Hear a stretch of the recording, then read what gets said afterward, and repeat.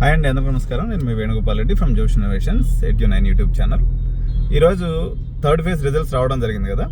దీని తాలూకు cancellation rules గురించి పేరెంట్స్ చాలా ఎక్కువ కాల్ చేస్తూ ఉన్నారు. ఈ థర్డ్ ఫేజ్ క్యాన్సిలేషన్ రూల్స్ అంటే మీరు 16వ తారీఖు వరకు మీరు క్యాన్సిలేషన్ చేసుకుంటే 100కి 100% మీరు కట్టినటువంటి టోటల్ అమౌంట్ వచ్చేస్తుంది.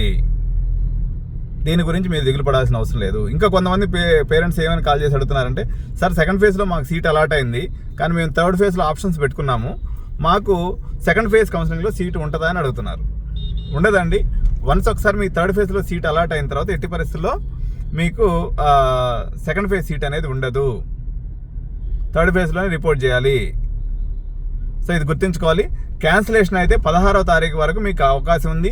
మీరు నిమ్మలంగా ఆలోచించుకొని మేనేజ్మెంట్ సీట్ ఏదైనా ఒకటి చేతిలో పట్టుకొని సీట్ క్యాన్సిల్ చేసుకోండి తప్ప అప్పటిదాకా చేసుకోవద్దు. వెయిట్ చేయండి. 15వ తారీఖు ఏదైనా బ్లాస్టింగ్ న్యూస్ ఉంటే ఉండొచ్చు. అదర్వైజ్ మీకు దొరికినటువంటి కాలేజీలో మేనేజ్మెంట్ సీట్ తీసుకొని క్లోజ్ చేసుకోండి తప్ప వెయిటింగ్ చేయొద్దండి. ఇక థ్యాంక్ యూ.